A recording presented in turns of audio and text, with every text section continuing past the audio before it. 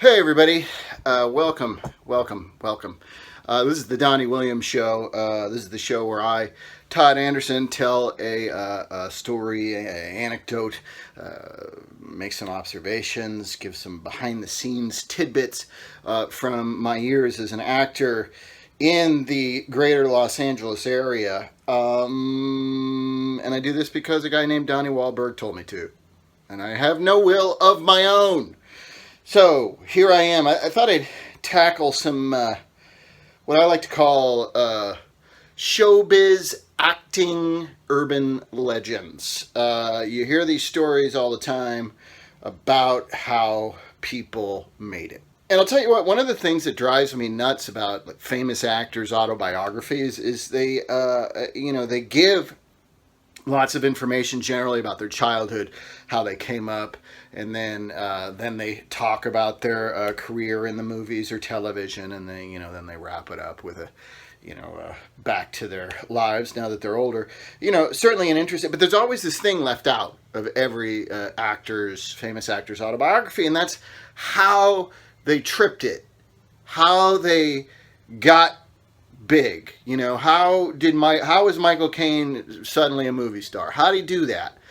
In his autobiography, he roomed with Terrence Stamp when he was a kid. He survived bombings during World War II, and then he lived with Terrence Stamp, and then he was a movie star, and he did Jaws: The Revenge. There's something missing. Like, I don't get it. And you hear the same stories about how it happens all the time. She or he was just working, tending bar or waiting tables, one of those things. And some producer walked in and ordered a coffee or whatever and went, oh, "What's your name? We need to have a meeting." So they get randomly discovered at some service industry job. That's one of the big ones. Another another great one that I love is I had no interest in acting at all, but I was with my buddy who had to go to an audition, so I went to the audition, and I just sat in the waiting room, just hanging out, waiting for my pal, and the casting director came out and said, "Are you here to read?" And I was like, "No, no.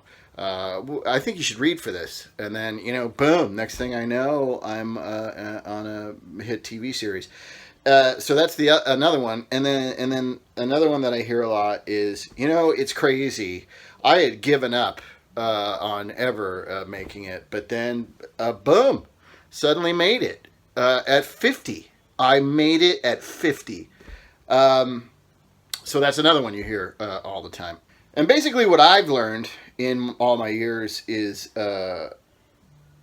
these stories are bullshit. They're not true. They're lies.